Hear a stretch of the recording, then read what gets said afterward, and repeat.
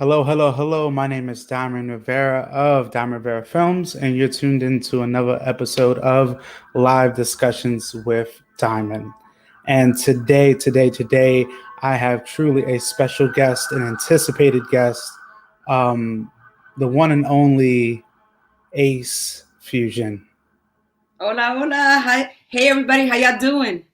And I really am so thankful that we really do get to have you here on the platform on this episode tonight, because everybody who knows Ace understands she's traveled the world. She's come from her humble beginnings in Brooklyn, going to DC, really gaining traction out in DC, starting to travel. We're going to get a lot more into that. But again, before we get into your story, I just really want to thank you so much, Ace, for being on this platform, because you, in my eyes, are one of the most notable figures, especially from the States, when it comes to bachata. Thank you so much, Diamond. I'm super excited to be here with everybody, with you. And during these unknown times, it's a pleasure to be here. Thank you so much. Absolutely. And most people know you with your affiliations with Island Touch, with your demos that you've been traveling the world, doing demos and performances everywhere, even from your work with the Queer Latin Dance Festival. But honestly, I would love to tell your story, but I couldn't do it justice. I would just love for you to really let's start. We know Ace as the dancer, but let's take it all the way back from the beginning and how that journey started. Of course, of course. So for me, like I've told you before, I was born in Ponce, Puerto Rico, and I was raised in Brooklyn, New York.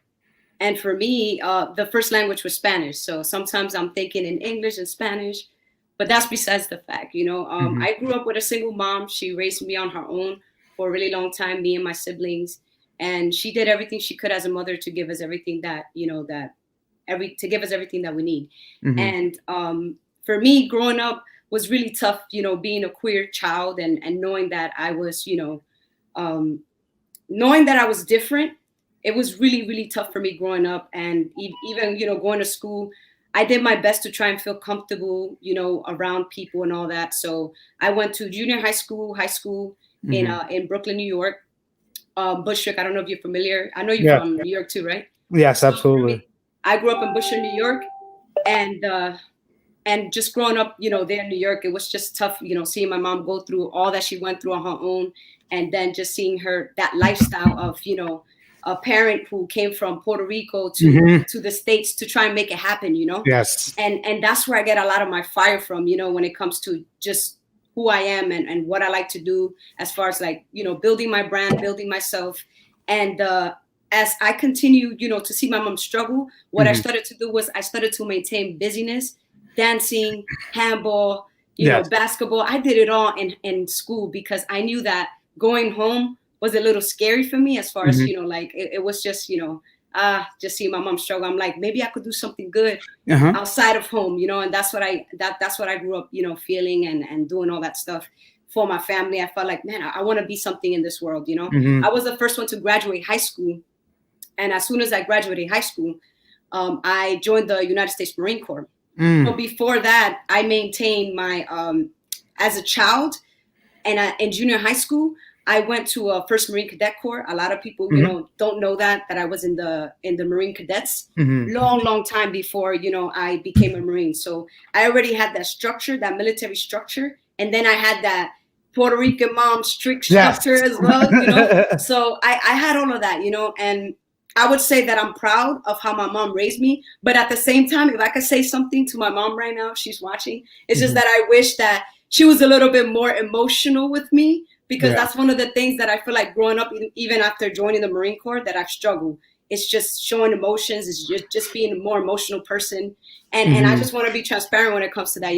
So when you see Ace Fusion, yes, I'm loving and I love to give good vibes. But at the same time, at the end of the day, I'm very reserved when it comes to, being emotional and just, I'm very, very closed when it comes to being intimate and all that stuff. I'm very, very, very close, and I got that from my upbringings. But I'm definitely working on that, especially Hmm. during this quarantine. I started to notice patterns and things, and just ways that I didn't want to be anymore, so I started to do something for the very first time in my life. I seek therapy, and I'm able to really, find myself and be able to, just come as a better human being to the community, and even to myself. Like when I face myself in the mirror, who am I?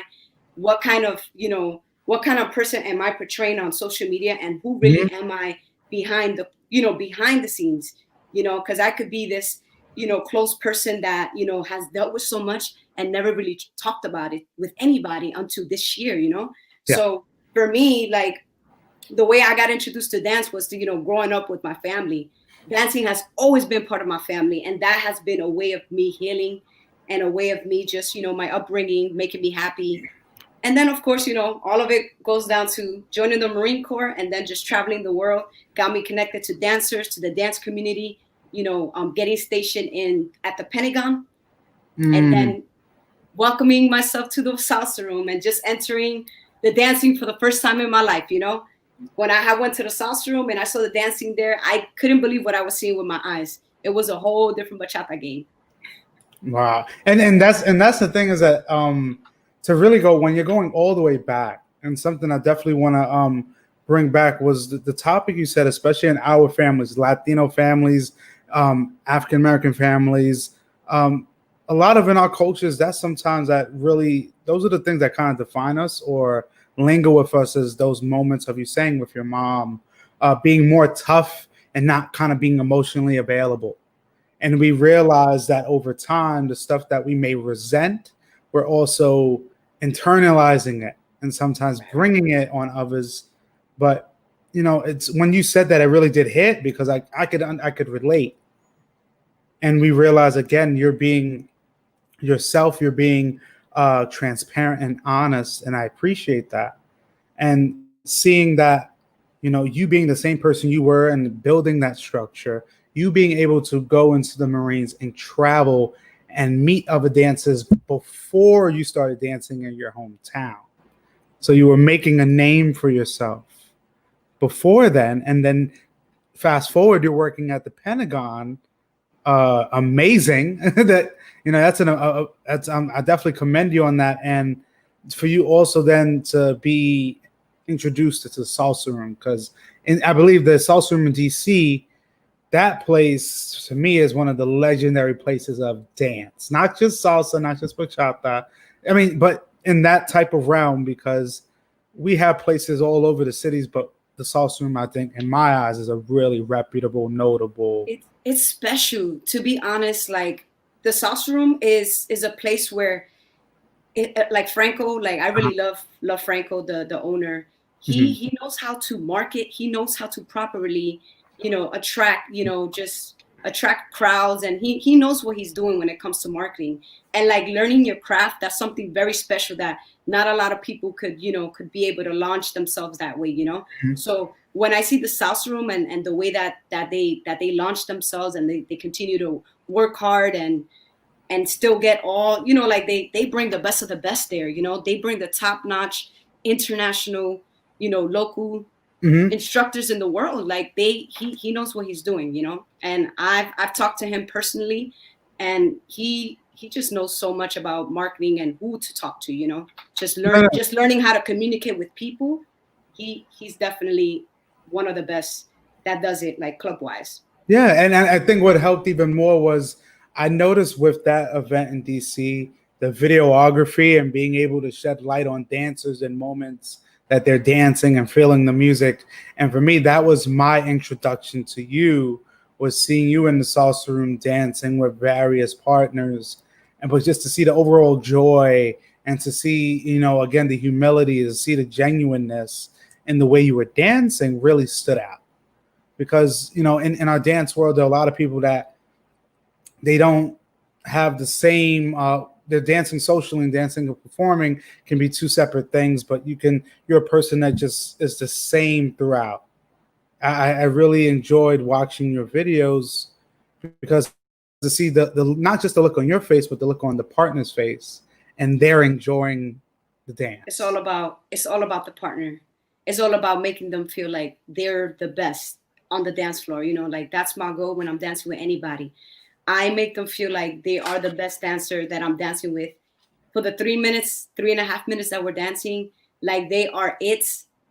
I hype them up. I get them like, hey, like every single time I give them the best vibes that I can, because I know that those 3 minutes those 3 minutes and a half, like people will never forget how you made them feel when you're dancing with them. And for me, it's just like, doesn't matter if you're a beginner or if you think you have two left feet, I will dance with you and you will feel like you can dance, like for sure, 100%. And Mm. and that's one of the things about me that I bring as a student, and then as an instructor, I'm the same exact way. I teach. I don't really like to teach choreography while I'm in teaching classes. I Right. like to teach people how to think for themselves, give them options. And honestly, I learned that a lot from amazing instructors like Areito Arts, Carlos Cintas, Yeah. Adam Tubb, people who have mentored me throughout this Yes. journey to become, more than just the cool steps that you see at the videos. I mean, even though you could still make it that way. But Hmm. everything that I always taught and that's recorded and it looks like a pattern, it's really not a pattern. It's broken down movements so that Hmm. students can learn how to think for themselves. And they always have options. That's one of the approach that I like to take, because as I live my life, which is the same exact way, I now want to be able to pass on options to people that, hey, it doesn't have to just be this way. It could be that way, culturally, how do we dance it? Or Hmm. Congress, in the Congress world, how do we dance it? Like students need to know the difference. And I feel like it's very important for us not to cheat them, Hmm. to not know that there is another, for example, bachata.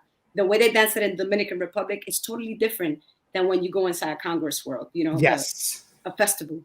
a Yeah, hundred percent different. because from my recollection, when we're talking about the bachata world now and our dance scene, we realize that it really, in the U.S., it really was the introduction of Ataca Alemana and that Island Touch segment, and that company that came around 08, 09, if I'm not mistaken, and really put bachata, in my opinion, on a mainstream level slowly. Oh In yeah. my eyes, I mean, don't get me wrong. We had the amazing singers. We had everybody can talk about Ventura, about Raulin, Joveras. It's so many artists that we've had. But when it comes to dancing, most of those dancers were kind of reserved for the household.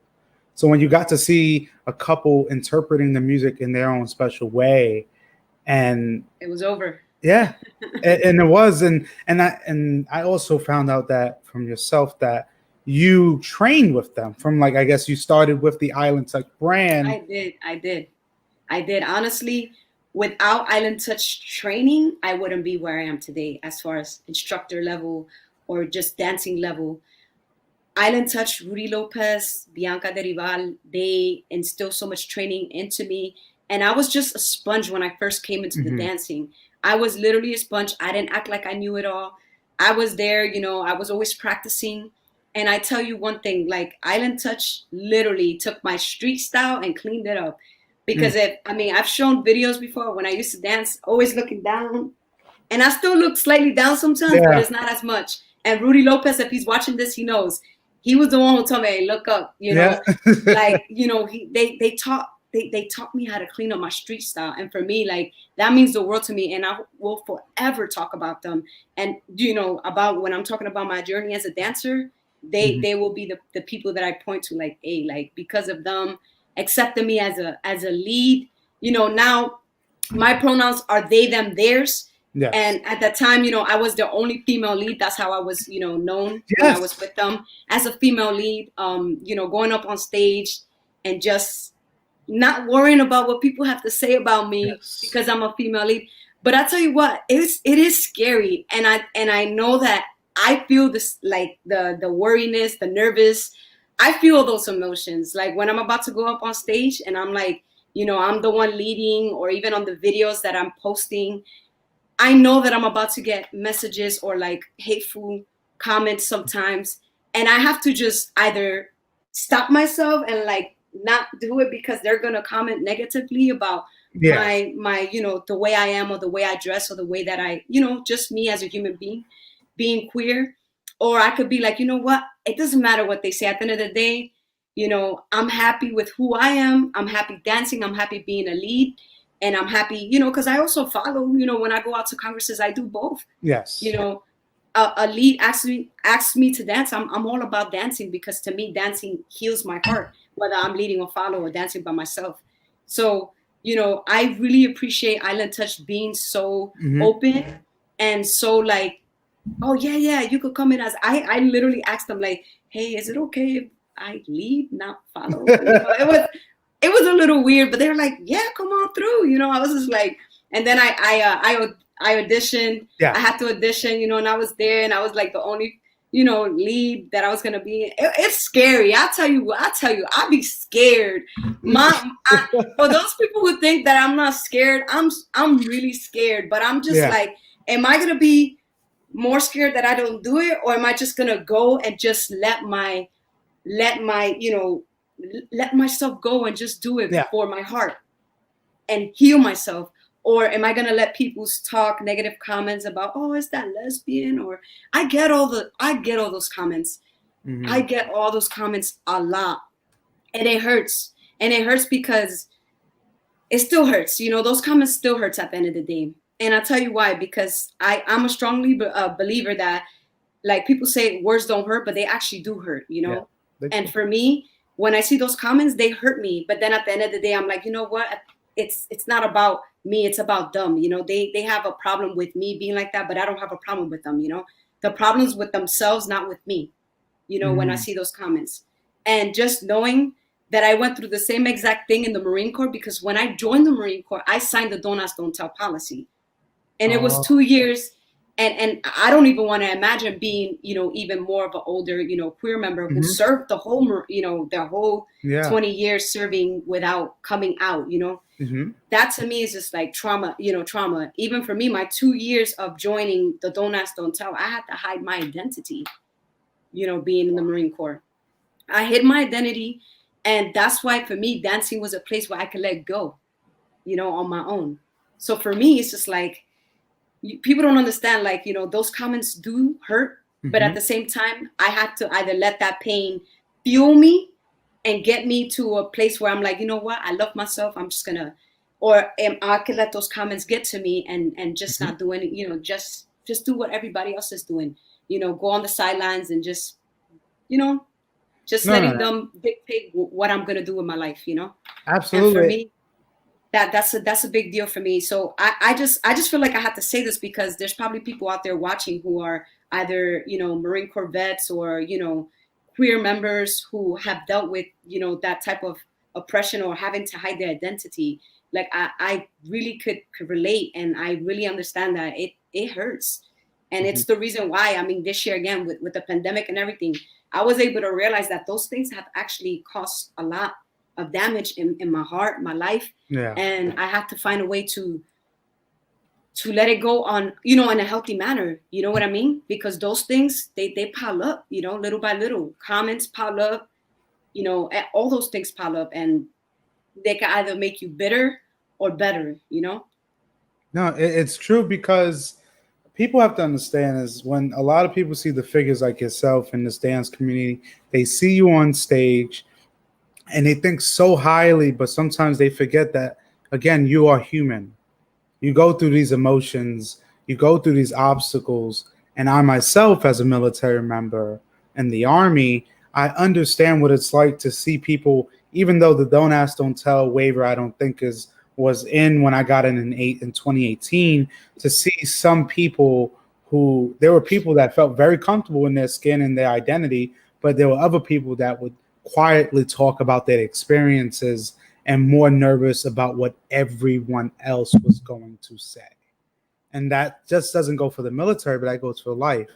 You're an example of a person that can honestly say, the comments that people write do have an effect, just like the ones that give you a big smile. They're also the comments that can really hurt deeply. And it's through other people's insecurities that they relay their anger on people. And for a person like yourself that, again, is so giving, constantly giving back to your community, giving back to your service, to your commitments, it is a rare trait nowadays. And people have to understand a person like yourself who went into the Marine Corps, still affiliated, and then entering into a dance world and having that acceptance there when so many people really gravitated towards you. Because again, being in a group like Island Touch, you, as you said, you were nervous asking to have an audition. It's everybody does, because most people would say, oh, they know her, she must have just got on. No, you had to work. This wasn't going to be an easy journey. And for you to ask about being a lead says so much, because you wanted to do something you wanted to do. Right. You didn't allow someone else to tell your story. Right. I literally, I mean, I could still feel that feeling that I felt when I was at the salsa room and I was auditioning. I was very nervous, and it was life-changing though, because of that decision that I made to become part of, Island Touch. So many doors opened for me. And what I mean by that, what I started to meet instructors, different instructors from all over the world.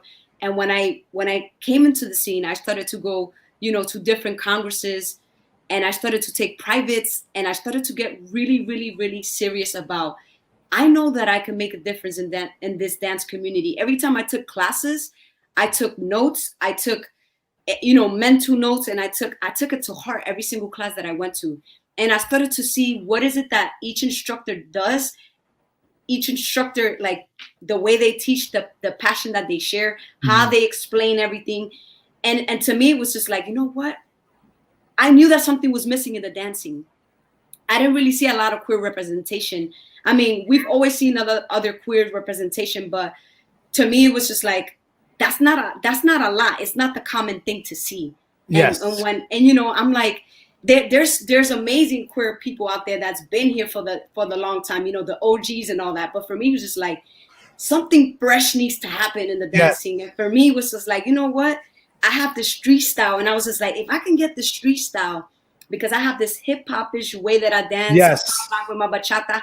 I'm like, and I saw Edwin. He was one of my first idols. Edwin Rivera. He was the first person that I was just like blown away. And I mean, of course, I was blown away with Atacan Alemana, Rudy Lopez, and that was a given, right? Because of course I joined Island Touch because I knew that they could change my dance game, and I could. Yeah. My dance game changed once I joined Island Touch. But I was just like, I started to look outside of Island Touch to see. I'm like, what could I add? What spices could I add to my dance? And I was already a hip hop dancer. I grew up dancing hip hop, pop locking, break dancing. And that's where, my passion to add hip hop into my bachata came from. I grew up doing that. And for me, it was just like, you know what? If I could clean this up and share with people the way that I dance, it was a game changer, And for me, though, a lot of people don't know that the way that I became international was by me volunteer at Punta Cana, one of their events. It was the year 2016 or 17. I really can't remember. And I taught that class because the instructor didn't show up. The instructor didn't show up. There was an instructor that was supposed to show up that morning, and I was giving out wristbands, doing my thing, just helping out. I was just there. I love being part of Island Touch, and I love to, if I was gonna go to the event, I was just like, you know what, I'll give my time to, to my community. And the instructor didn't show, and she looks at me, she's like, yo, Ace, can you go in there and teach? I don't think the instructors are gonna show. And I'll tell you, there was like 3 promoters from Europe in my class. Even Dima took that class. Oh wow, really? Dima from Israel, he took that class. I have a picture of everybody who took that class. He was in that class.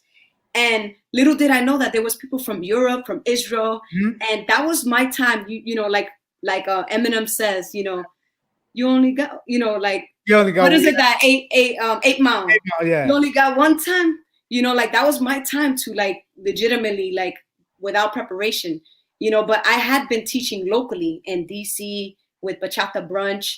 Yeah. I was teaching local events, at the queer, one of the queer communities there. I was teaching there, and when I got to Punta Cana, and I was already prepared for this opportunity because I had also taken a certification with Alex and Desiree.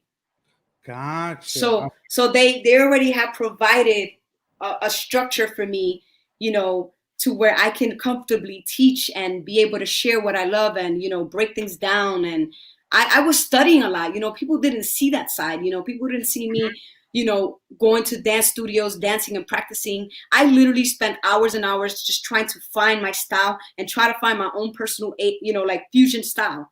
Yeah. I did that. I did that for a while. You know, I promoted, you know, like I helped the dance community. The dance community helped me. Bachata Brunch was one of the first places that gave me an opportunity to be able to showcase my talents, you know, and I would always be thankful for Bachata Brunch and, you know, people like Saul, who always gives people an opportunity to shine and just showcase what they love to do. So Yeah. that's how, and luckily for me, there was a promoter who had contacted me after taking my class in Punta Cana, the class that I pretty much filled in. Yeah. And they were like, look, we need your energy at Martinique, France, the Port of France, which was like, it's an island. You know, I never even heard of it. I never heard of the island before. And she had contacted me saying, hey, you know, we really want you to come teach and perform at our event. And from there, it was just a wrap. The inquiries didn't stop coming, because once that video came out of me dancing, you know, I dancing solo, I did like a freestyle. I did more of a freestyle performance. That video came out, and then I guess the flyers and then the class pictures and then the class, you know, videos, all of that led me to even more opportunities and more opportunities. And I was just like, when is this gonna stop? You know, like it was a lot incoming, and I was prepared, but I needed to get even more prepared. I was just like, okay, I need a photo shoot. I made a list of things. I literally started running a business, you know, for the first year by myself, you know, and that was how I, you know, started to come up. I didn't stop grinding. And that's amazing, because you had the opportunity with Island Touch to learn and to train, but having that moment, that leap of faith of someone saying, hey, I think you should teach this class. And then you see the domino effect. But you see that when you're doing it with the right intentions, everything should fall in your favor, because you teaching that class, not knowing who was in the vicinity, you were showing yourself in full transparency without any filters. You weren't propping yourself up to be something you weren't. You want to hear how I sounded? I was just like, hey, everybody, we about to get started. That's how I always start my class. And I'm like, hey, look, I have good and bad news. Which one you want to hear first? That's how I started my class. It was literally just like that. I was just like, you want to hear the good news or the bad news? The good news is that, you know, I'm here. I'm ready to give you my heart. The bad news is that the instructor that's supposed to be here isn't here, but it's all right because you got me. And then I turn on some, I forgot, it was probably reggaeton or dembow, something. I play something and then I just started from the heart. And it was like, I didn't have, again, the material. I just literally taught them, you know, hey, you know, dancing bachata has always been part of my thing, you know, and then I taught them the basics of the basics, and I taught them how to add a little spices to their dancing, and they loved it. It was a lifetime opportunity. Absolutely, 1000%. And like you said, you then go into Martinique performing, and then slowly your brand is building. You realize that from what you learned in Island Touch, there comes a point when you do move on or something happens in your life that changes for the better, and that catapults and that makes something that you love now, like, is loved by many. So realizing that through that class, that literally was like your moment, and you capitalized on it. And then to see years later where you are now, and it's like the trajectory is just constantly going up. Even with what we're all dealing with, you're also capitalizing on marketing yourself very well online, especially.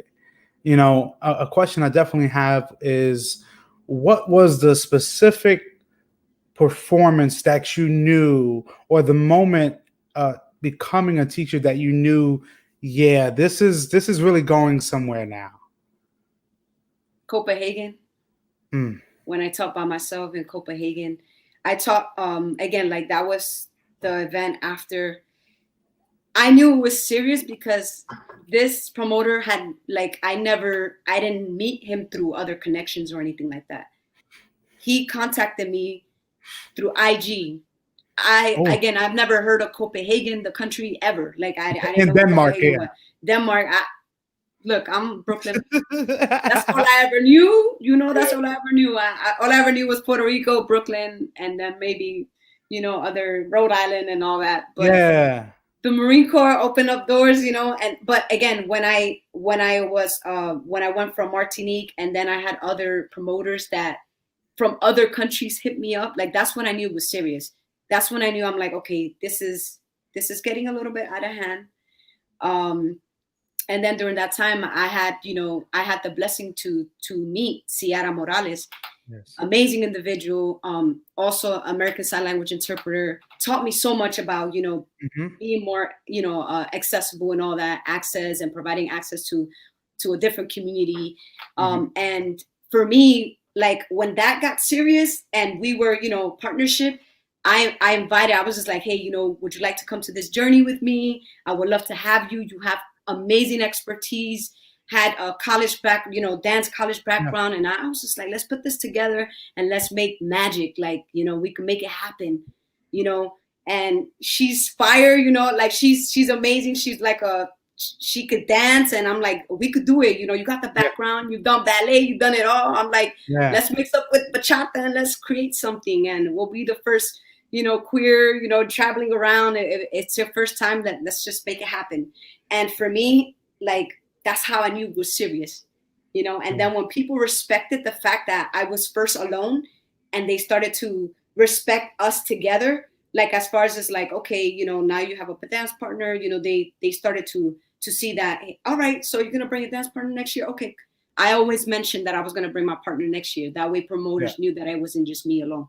So that's how I started to market us together, Hmm. because that's how I knew that the promoters were going to be able to be like, oh, okay, you already have a dance partner.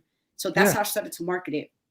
And the Gotcha. marketing part comes from like, I just have this passion about, being able to give people what they want, as far as it's like dancing, seeing something that, because a lot of people in life, like, they want to see art, they want to see craft, they want to hear music, they want to see you create, because Hmm. a lot of people are suffering from depression, or they just don't, they feel scared, and when they see you do it, it motivates them, it influences them to be better.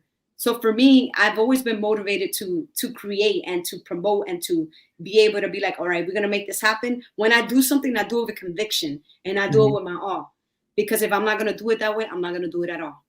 Like I'm tunnel vision focused. I'm that type of person, When I set my hands on something, like I want it to be like, if it's not gold, it's gonna turn gold. Like I'm gonna do whatever it takes to make it turn gold, so that people could come and take from the gold and be able to cherish and take from that, you know and I like to, that's the kind of individual that I am when it comes to work, and even the Marine Corps. Anyone who has ever met me, worked with me, that's the kind of individual that I am.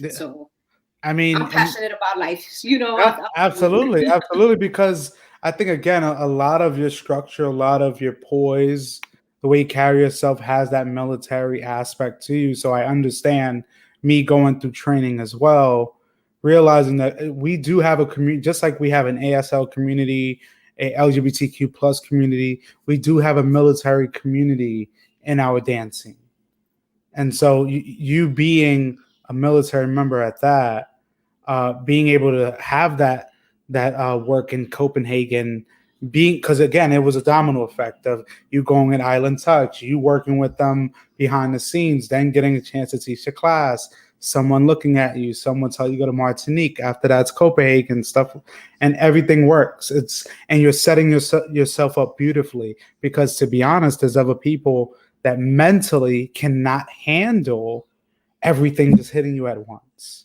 And we realize, as this lifestyle, so many people say, I want to travel the world.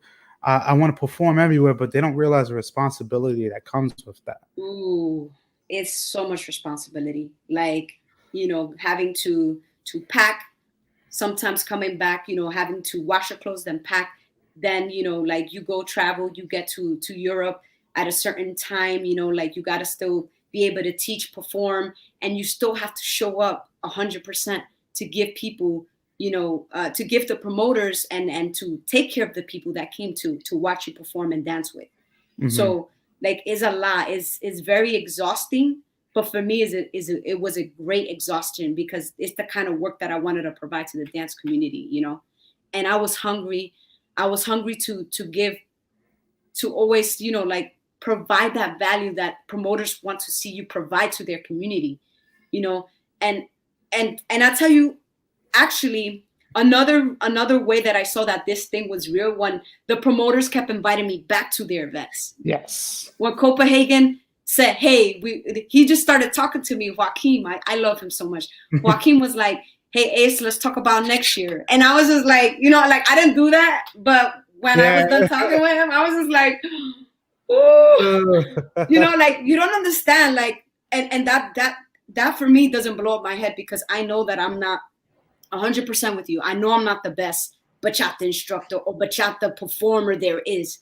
But you know something that I've realized, what Sierra and I had to bring, or even us as individuals on our own paths, what we bring to the table, what we bring to the dance community is different.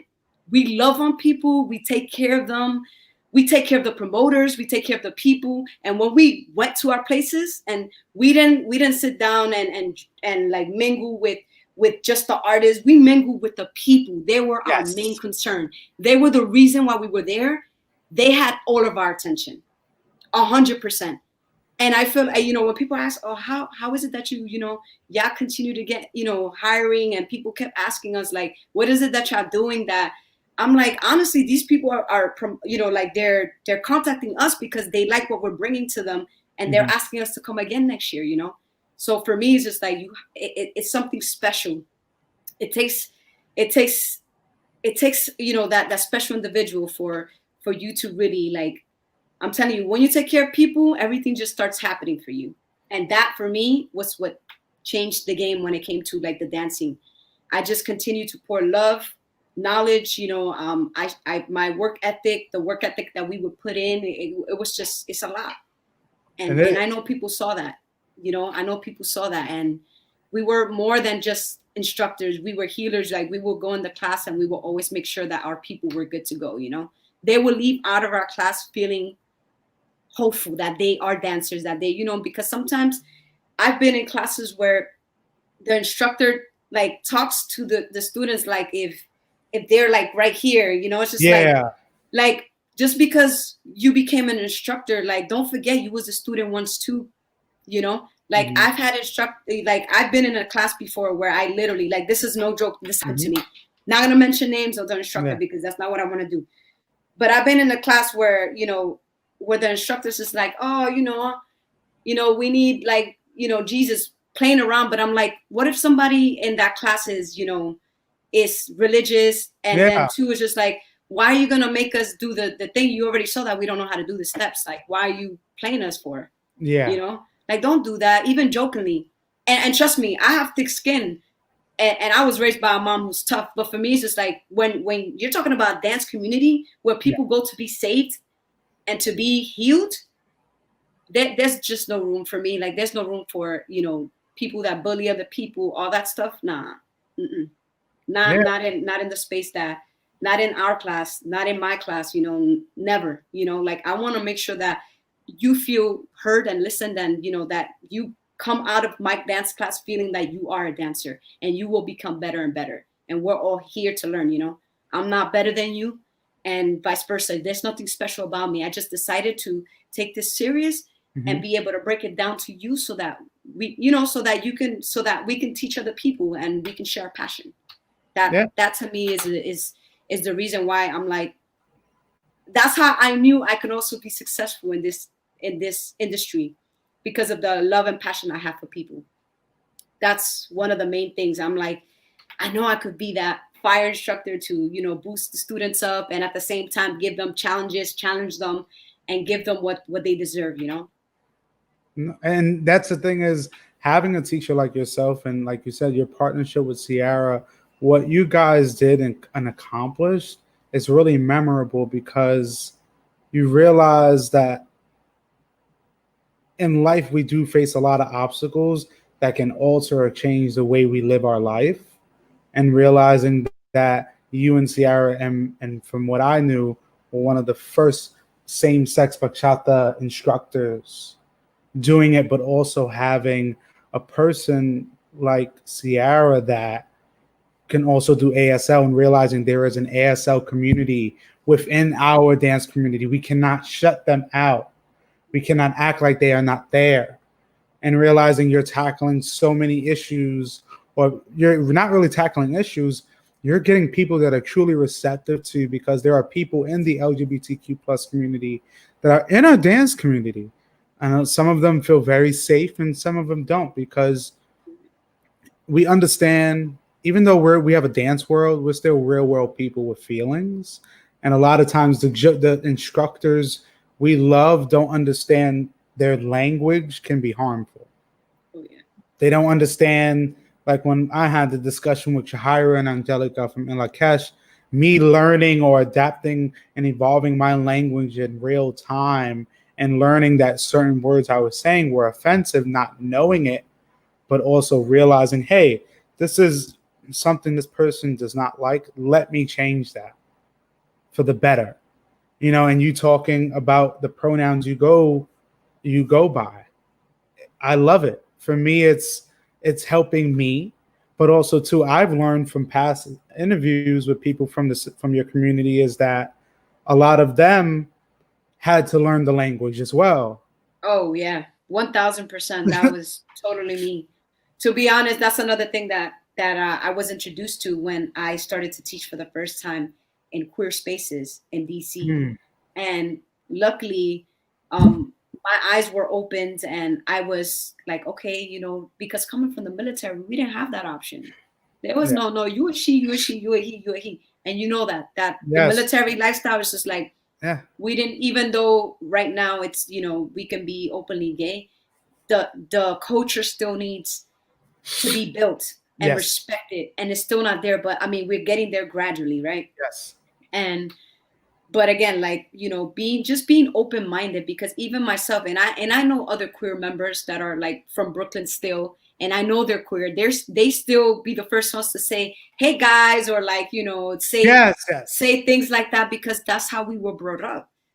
But now when you actually enter a queer safe space and they start teaching you, you start to see like, okay, now this is serious, this is something serious, and I really need to take it serious, because at the end of the day, I want to be mindful and respectful of the people that I'm around, and I don't want to offend anybody.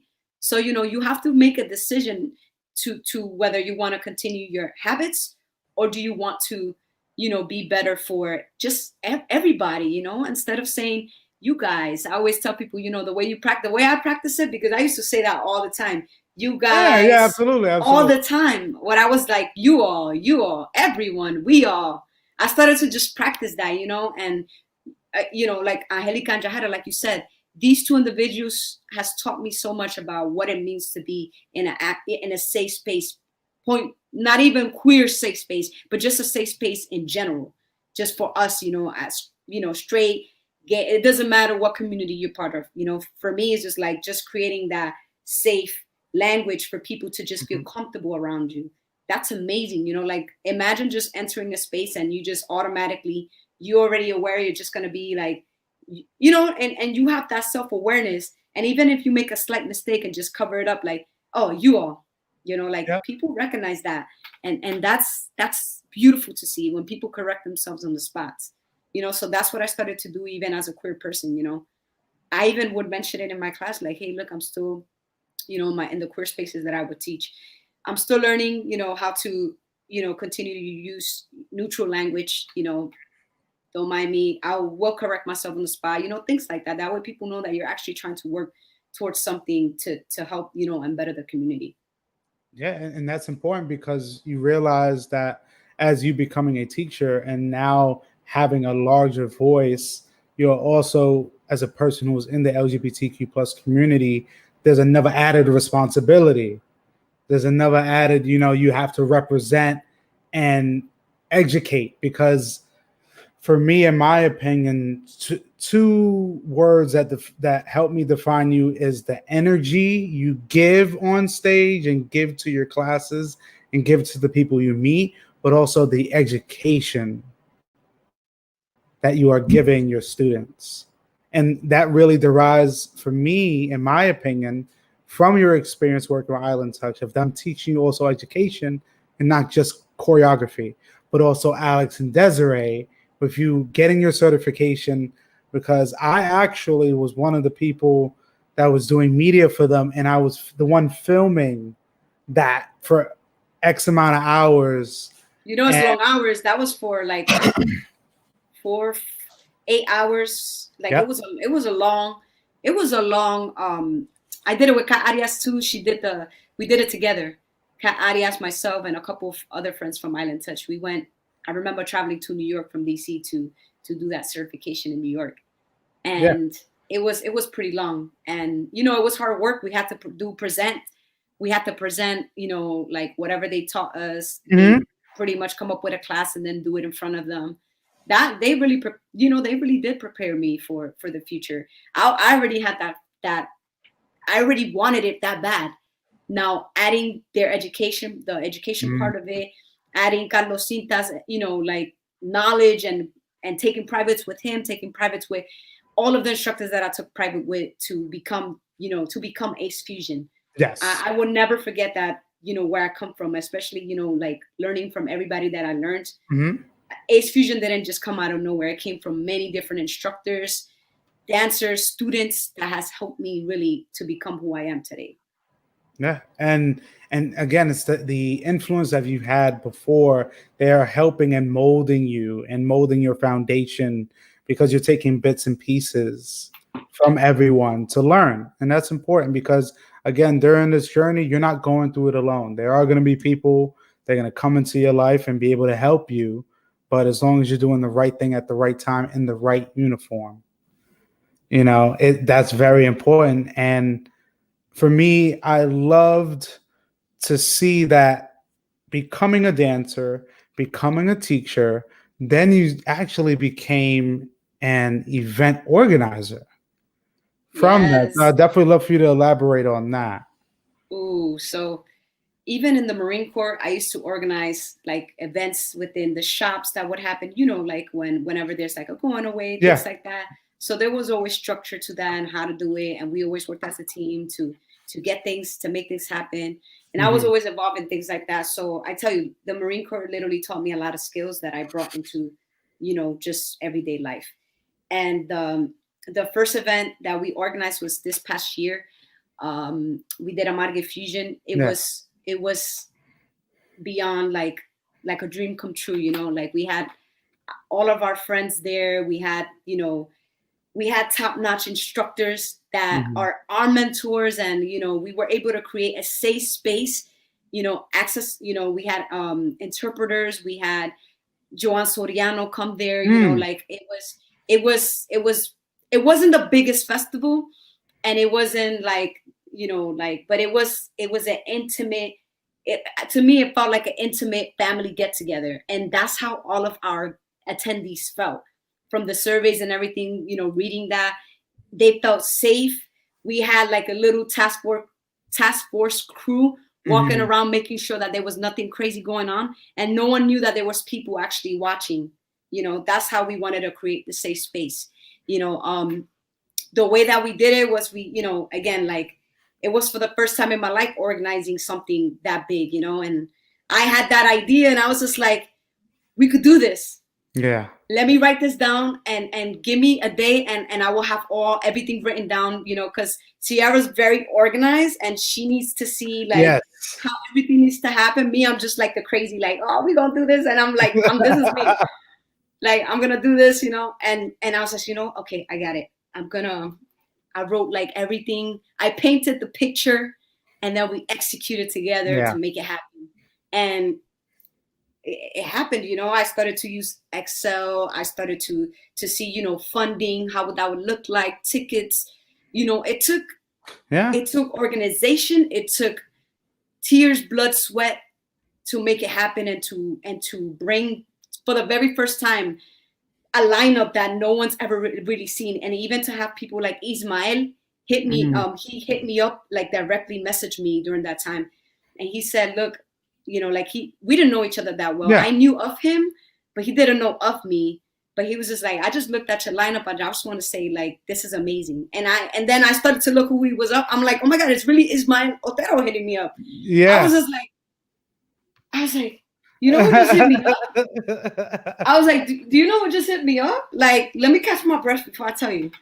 Like, the pioneer of the instructors of instructors to tell that we're doing something that it hasn't been done.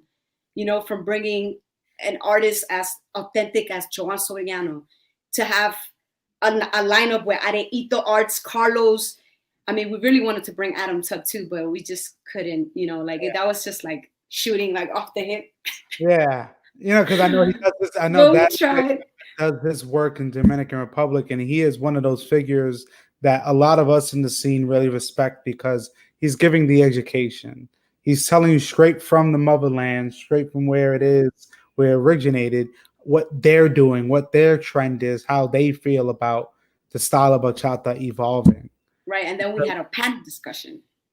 Yes, I did hear about that. We had that panel discussion, which opened up a lot of conversations about, you know, just shedding light on the follows who work so hard, you know, who I feel like, you know, again, like we had that conversation at Amargue Fusion, but how follows don't get the recognition and the respect, and like, you know, like they see the lead, but they don't really see the follow. It's like they're on the background the whole time. And it's just like, we try to shed light on that topic because it was one of the topics that a lot of the followers, you know, they deal with throughout the whole dance community. So I know that we were able to open up discussions that were not really talked about. And it was just beautiful to just see to see the whole weekend just unrevealed. And it was just, to me, magical, and excited that it even happened. And now we have that under our belt and we can move forward and do amazing events like that in the future, you know? And to me, it's just like, if it wasn't for people like Angelica and Jahaira to inspire me, they inspired me. I'm like, they got something in the West Coast. I'm like, we got to do something in the East Coast, you know? Yeah. And I remember inviting them too. Like they were like our highlighted artists. But during that time in the beginning of 2020, Jahaira got sick and she couldn't make it. So we were really, really sad. We were like, no, you know, but they were not able to make it. So for me, it's just that was one of the saddest parts for me because they couldn't make it. But again, it was really a successful event, and a lot of people that went to it, they will never forget that event for sure. 1,000%. No, I've definitely heard many people, especially with me filming in the bachata scene in New York, a lot of people from New York talking about it and telling me about just the focus and the mission they had at that event wasn't solely just a social. It really was. It entailed a panel discussion. It entailed just the appreciation for specific artists that you had on there to show also that unity, to show that not everybody just does it by themselves. We can't grow this scene without working together. Correct. You know, for me, seeing with Amargue Fusion, but then unfortunately fast forwarding months later and we have COVID happening, we've realized a lot of our events, how much we miss our events because we haven't had them in past 5 months, but realizing like, hey, we need to stay safe so we can dance later. We need to do the things correctly that are going to help us get to the point that we want faster. You know, we also have to understand that when a thing like this with quarantine, myself as a military member, and I think you may understand that we are used to sometimes isolation. We are used to being stuck somewhere and just figuring it out. And I've realized throughout this platform that I have that a lot of the dancers I speak to, again, are human beings. You kind of forget that because you're just seeing performances. But when you get to talk to these artists, like I'm able to, for them to feel comfortable to express their concerns or their doubts, because it does show the human side, but it does make myself and others realize like, hey, these people here, we're just human. We dance, we may perform, and you may love us, but we go through things. Yes. And I'm okay, just like you said in the beginning, that you're taking therapy, because a lot of dancers that I know personally also do the same. And that is a real topic. And I think before quarantine, we had these events. We never really talked about these topics because we were so focused on having fun, and nobody wants to worry about what's wrong.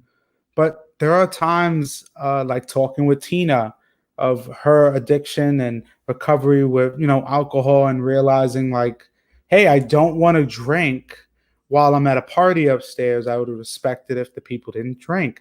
That is a concern that she has, that, because we do have people in our dance scene, we realize liquor and there's always stuff around.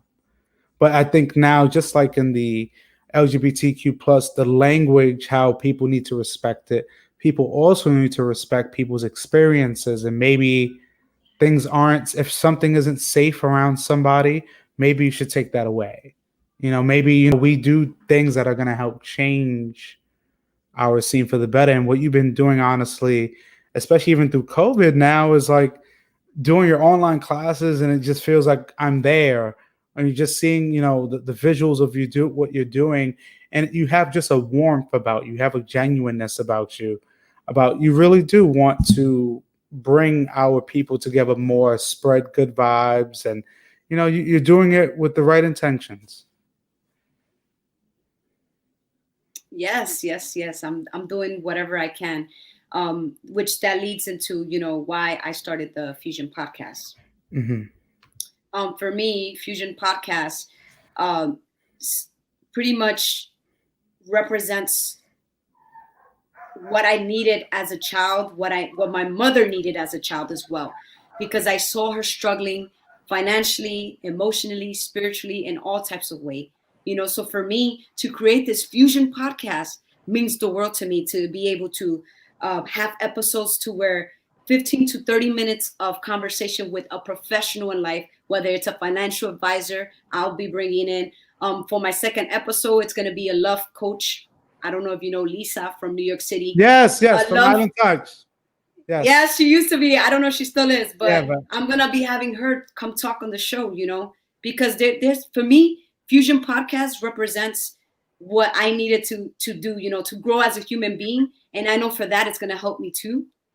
And, having recovered from COVID, because I had COVID-19, having recovered from that, and just going through everything that I went through during that time within the last 4 months has truly inspired me to again, just find those negative traits about me that I want to become better as a human being, and just bring more peace to people versus the toxic traits that no one sees of me, So for me, it's a big deal that this Fusion podcast is featured with people to bring value into not just my life, but everybody else's life. Follow on with music, which has healed my life. So I would, my podcast, what people could expect from me will be interviews no more than 30 minutes, because I feel like, for me, I want people to just be able to tune in, grasp the most important thing that professional feels like people need to know to help them grow. And then I want to hit them with some good vibes music, depending on the theme and depending on what that person that I asked to interview, whatever the music that helped them heal, it's the music that I will be playing. Like for me, the first, no, you didn't hear it. I forgot. One of my mentors heard my whole podcast today. Yeah. He works at the radio station. His name is Chris Hypnotic. He works at 87.7. Okay. Without him and without my therapist, I wouldn't be here right now to be able to talk about this in a healthy manner, And he inspired me. He was just like, Ace, you have so much to be able to bring to the world, and you have no idea with all these experiences, let's bring in, like for me, it's just like, what, I want to bring in people that could change our lives, change my life. While I'm interviewing them, I'm going to be taking notes. And then guess what? I'm going to end it with a nice, 30-minute session of music. And if I'm, bringing in a meditation expert or somebody of that nature, I want to provide the tunes of meditation, the breeze, little things like that. So that's what I want to bring to the dance community, and not even the dance. I want to even bring in, people music producers, just to let everybody know, I'm going to be bringing in Too Strong, Andre, the one that launched Aventura. He's going to be part of my podcast. Wow. in the next coming up episode. So he's going to be talking about, you know, like people are just going to be talking about their success and their experiences and how they were able to get to where they are, but in a way where like people are like, oh man, I didn't even know, like, you know, people go through so much, like that was a challenge for them, you know, like that was. And then when they hear that, they could be inspired, and then when they hear the music, they could be healed, you know. So for me, it's just like go through experiences, hear experiences, and then heal through music. That's the Fusion podcast. And again, all types of backgrounds. I'm going to be having military members, somebody who's going to retire. Like I have a couple people. I have a financial advisor, Jewel Robinson, one of the top financial advisors there is, and she's going to be coming into my show and talking about helping people become and build healthy habits when it comes to money, you know. So I'm excited because this is something that I'm sure that like a lot of people are doing, you know, podcasts, interviews, but for me I was just like, you know what, I could do something. I have equipment, I have passion, I have experiences, and I've been through trial and error. I'm an imperfect person trying to seek just to be better every day, you know. And for me, that it shows a lot by bringing in, you know, people that can help me grow, but at the same time helping everybody else who listens to the podcast grow.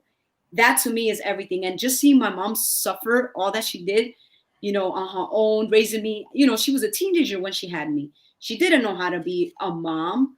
She was learning as she was growing, you know. She was and again, like my mom may have been the imperfect mother, because I feel like no one's perfect, right? But my mom literally taught me one thing: not to give up. And she taught me how to be strong, you know, be strong. And yes, she taught me how not to have emotion, but at the same time, that's something that I'm learning on my own. And I'm taking responsible for that. I'm not going to blame my mom, you know, for anything. She did what she had to do as an amazing mom that she is. She didn't give up on us. And now I'm here talking about this, being able to be like, all right, so my mom went through all of that. Now what I could do, what could I do if my mom was to hear this? It can help her grow, you know?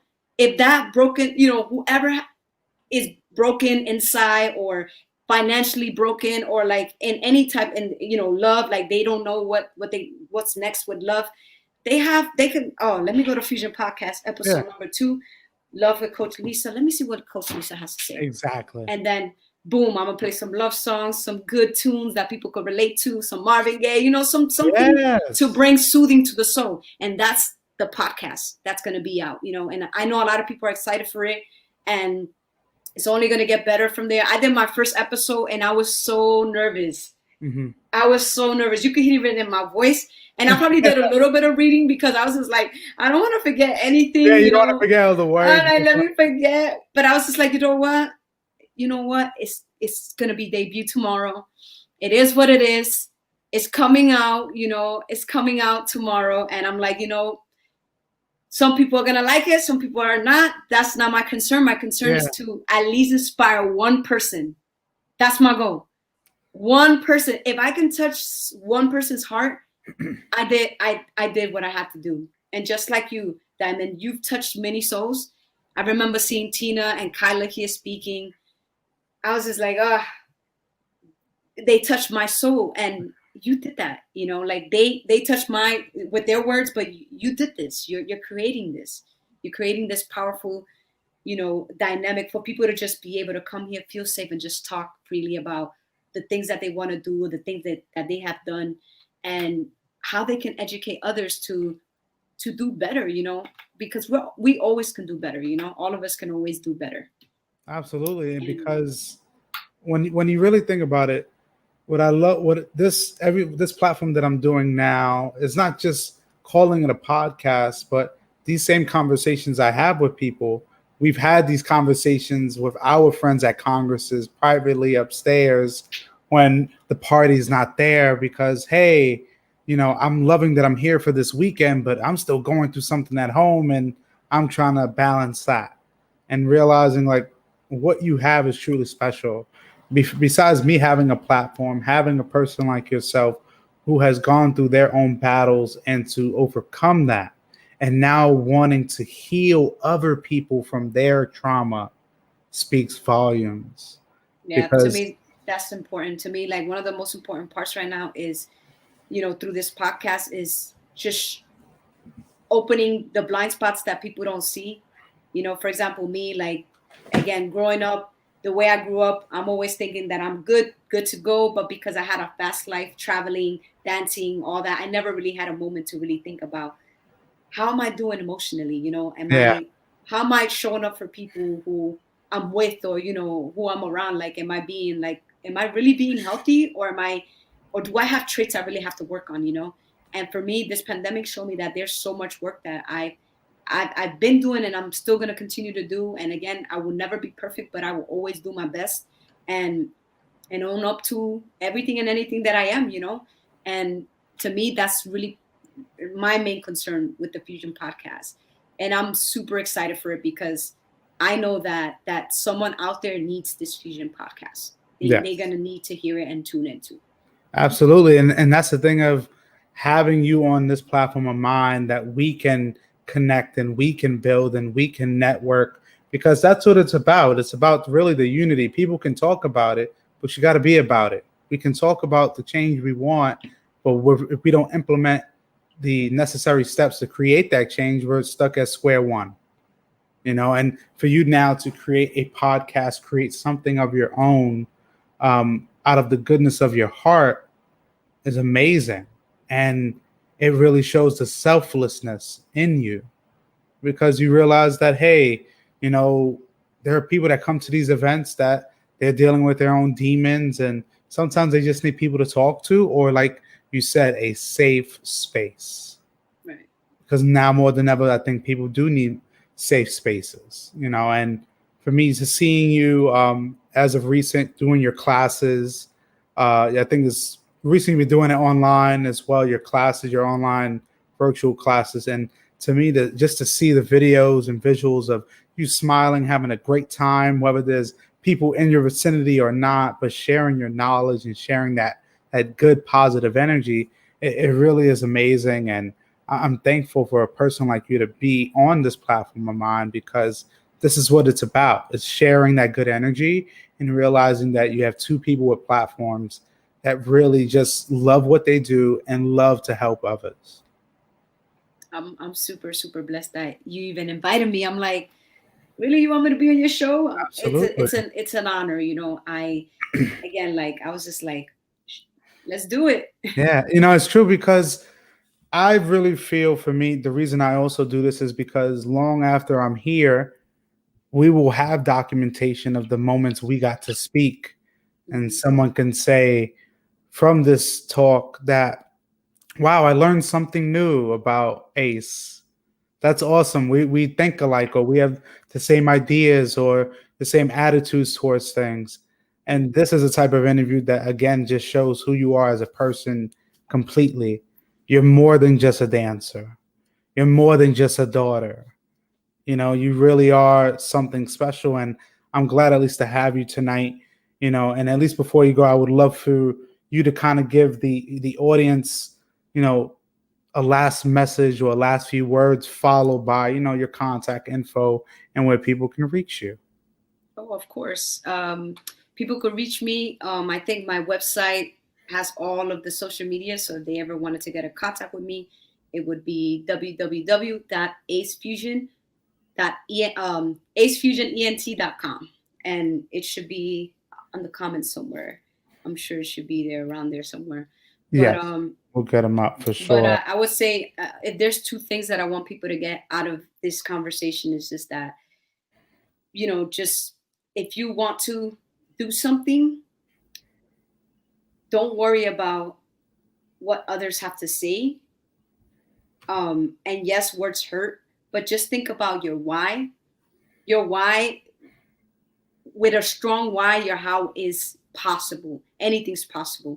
So for me, it's just like, the stronger your why, you're gonna thrive and you're gonna be able to make it happen. But if your why is not strong enough, then you're gonna find every excuse in the book on why it's not gonna work out. And I would tell that to anybody. Like, I again, this Fusion podcast took about almost 8 hours just working, because again, I'm new to it, and it's a new baby for me. And I was just putting in hours, just like trying to record, make sure everything sounds good. If it didn't sound good, I would start all over again. But don't give up. Like, just keep doing it. You know, if you want to become something in life, again, the naysayers will always be there. But now, if your why is strong enough, you can make it happen. You will make it happen. And keep your circle strong, and make sure that people always keep you accountable. And, you know, like for me, like, if I didn't have the certain type of people in my life that I have to put me in my place, to be like, no, Ace, like, you need to do this, you need to work on this. Let's work together. Let's make sure, let's provide you. Let me keep you accountable so that you can become better for the next time a certain situation happens, you know, because sometimes we don't really get to see ourselves through different lens, because we're living and we're in our bodies, you know, so we don't really see our reactions and everything. So for me, it's just like making sure that I keep my therapy sessions going so that I can continue to be told, like, hey, look, you're wrong. Yeah. You know, hey, you need to change your tone. You need to, in a healthy manner, you know, express this, you know, let's practice, let's do this, let's do some exercises right now, you know, because I come from a background, again, military, where I'm just talking like a sergeant, and I'm making things happen. I'm like, you know, I'm like a little chihuahua. I'll say chihuahua, not pit bull, because, you know, I'm little. So like a little chihuahua, like, hey, get this done, you know. Yeah. People don't know, like, that's the kind of lifestyle that the Marine Corps raised me. I don't like it. My mom raised me tough. I don't like it. It's like I lived a double crazy life right after my mom was, then I went to the Marine Corps, and then I became the to my Marines, you know, like, but now quarantine came. I'm breathing. I do my meditation because it was recommended by my therapist. And now I'm like, I'm coming down, you know, I'm becoming better. So I'm excited about my journey and continuing this path. So and having this discussion means so much, because like many of my past interviews, this is like a therapy session. This is essentially a therapy session of us just listening to one another's experiences and not having any judgment or bias. Just be able to say, hey, here's a safe space where you are free to say anything you want and how you want, because we understand we live in a world where things are judged and things are, you know, ultimately changed, and we don't always get to be fully ourselves. Or if we do, we're always sometimes met with backlash. So it's important, like our platforms are safe spaces for people, you know, and as well, even besides the acefusionent.com, you also do have your IG, which is, you know, with IG and Facebook as well, that I definitely, if you could elaborate a little on, because that's where I see a lot of your work as well. Oh, the IG it took a while to build that platform from many, many years. I mean, when I first posted a video, you know, when you first go live, you're like, oh, no more, you know, you get ones and twosies, but, you know, consistency and just continue to, you know, provide content to, you know, your followers is really important to me, just providing. And right now, my IG, acefusionent, I'm actually providing all types of content. So right now it's all over the place until I build a IG for the Fusion podcast. But that's the main go-to, and I'm gonna keep it that way for a little bit, because I'm also gonna have a YouTube. I don't know if you got the YouTube. That's where all of my episodes are gonna be, where there's gonna be it's gonna, you know, like the transcripts are gonna be there, so that you know, the deaf or hard of hearing community wants to you know, tune into the podcast, they will be able to have access. Absolutely. You know, and definitely we'll have in the comments, but also in the description, the links to the YouTubes and also to the website and all other social media information. You know, and again, you definitely sent it to me. We'll have it once the video is done and finished. That will be added as well, so people can get the full information about your platform. And honestly, seriously, Ace, tonight was a really informative, just amazing interview. Another amazing interview I've had. And again, I'm thankful. Every interview I do, especially yours, makes me thankful that I have the opportunity to talk to people like yourself. Thank you so much, Diamond, for having me here. I really, really appreciate you. I'm sorry, I think there's like a delay or something on there was like a little delay there. It happened Yeah, like a couple times while we were doing the live session, but it's okay. gotcha. I think I was able to catch once you stopped talking, but Yeah. I saw you moving your mouth. That's why I stopped, and then Yeah, no. Just saying, just thanking you for coming on as well, and just being able to share your information is important. And I always tell people and all my guests that what we're doing here is important. It is needed. It is wanted. I'm thankful to have a person like yourself that can just share their experience and I can learn something from. thank you so much for having me here. I really appreciate you. I love what you're doing. I feel like it's needed. So don't stop. Like, people need to be able to tune in and hear other people's experiences. That's how a lot of us can heal, can learn, and can become better individuals. And for me, it's just like being able to tune in to different instructors or anybody you bring to this platform. Someone's got something that they can teach you. Absolutely. We can learn from each other. And I thank you again. Like I tell all my guests, this is the first interview, but it surely won't be the last. And I want you to stay safe out there in DC. Definitely I'll be posting information for your future. At least before we go, do you have any future events, like online events, coming up? One of the events right now is the 3-year celebration. We just organized that. I mean, they were not going to do it, but we made it happen. We were able to gather like a lot of the lineup that they had before, and we're in August 22nd. Make sure you don't miss out. It's a donation-based event, so make sure you check out the 3-year En La Kesh celebration. And we're gonna have amazing performances, artists teaching. Alex and Desiree will be there. Tina will be there. Kyla will be performing. Many, many amazing artists will be there. I'll be DJing. DJ Edwin Rivera Rhythms is gonna be there too. So you do not want to miss those sets. DJ Brian Matatan, DJ Ron from the West Coast. And again, like, congratulations to Angelica and Jahaira.